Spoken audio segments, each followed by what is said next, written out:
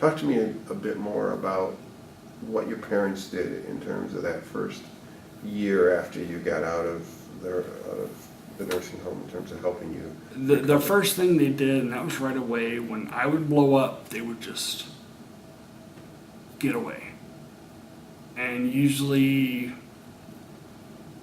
when I blew up, I blew up over everything. I had a hard time with anger issues. I still have a little problem now, but not as bad.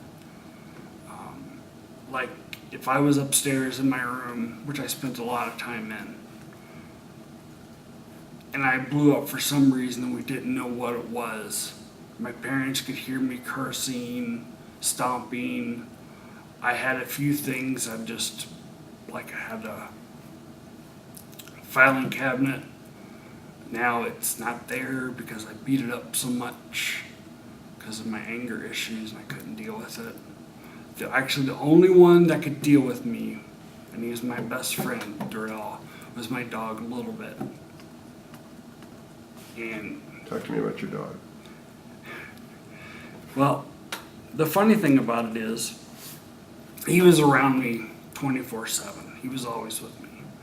Before you got hurt as well? Well, actually, after I got hurt. Before I got hurt, he would interact with me. He was mostly my parents' dog. But afterwards, he really involved himself. He was always around me.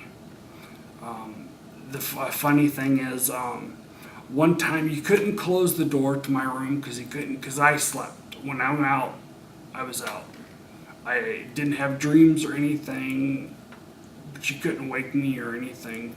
And you had to leave the door open so he could run over to my mom and wake my mom up to go to the bathroom. Well, she closed the door one time, and he couldn't get out to go to the bathroom. Guess what I found in my bed the next morning? And half of it was on me. What's your dog's name? It was a Little Bit. He's gone now. My parents had to put him down. What kind of a dog was Little Bit? He was a cockapoo. And do you know how old he was when you got hurt? When they put him down, he was about 12. No, he was about 14. And when was that? That was in either 2003, 2004. So he was a pretty young dog when you got hurt. Yes. What did you and he do, or what did he do to help you? He, when I would have one of those anger moments and finally I would calm down, he was right there. You know, he would nuzzle up to me and help me get calm. He was the reason why I would get outside and walk, because I would take him for a walk, and that was good for me to get exercise. Even though I was very slow at it, I would take him out and we'd go for a walk, and he was also a great chick magnet. Didn't interrupt you much in conversation? Huh? Didn't interrupt your conversation much? No. I do that myself. I get these thoughts. But he was just there for me every reason. He was on my lap, you know. And they say my dad looked up information about seizures and stuff online, and usually dogs can pick them up first because when you're getting ready to have a seizure, your brain emits a chemical that smells like oranges, and a lot of dogs can pick that up. So when I would have one of my staring fits and he was around, he was the first one to either snap me out of it, or when I was snapped out of it, to be right around me.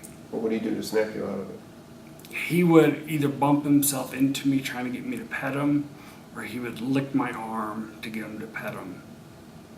Did he ever warn you that you were going to have one? I don't know. Maybe he was. Have you had a dog since?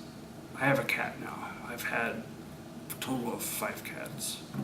How did the cats do in terms of keeping you calm and helping Lucy, you? the one I have now, does a great job. What does she do? She likes to be around me all the time. If I'm sitting there watching TV, she's usually on my lap wanting me to pet her. If I'm in bed going to sleep, she's usually on my chest wanting me to pet her. And so she's become a real big help with that. Can you, I know your memory is a little difficult for this period, but I'd like you to go back and just sort of imagine that it's a few months before you went back to Oshkosh to go back to college, and little bits in your life. Just kind of think about that a minute and tell me what it's like to have him there when you're upset. He literally became my best friend. During this time, I lost a lot of friends because they couldn't deal with me. They didn't know what was going on with me. It was hard to explain. But when I would get upset or angry and he was around, he'd help calm me down. He was there. And he made sure that I knew it, and I made sure he knew that I was always around. And he was a great asset to me. I think that one of the reasons was when I left to go back to school, he had a hard time with it. Did you have a hard time leaving him? Very much so. Did you think about getting your own dog? Where I was living in Stewart Hall at University of Oshkosh, or as they call it, the nursing home, because it's all older students, 21 and over. And I was living there, and I never came out of my room. I didn't participate in a lot of things. And my girlfriend would, at the time, she was basically the only friend, and she introduced me to everybody that she had as friends. And if I could have had a dog at Stewart, I would have had one.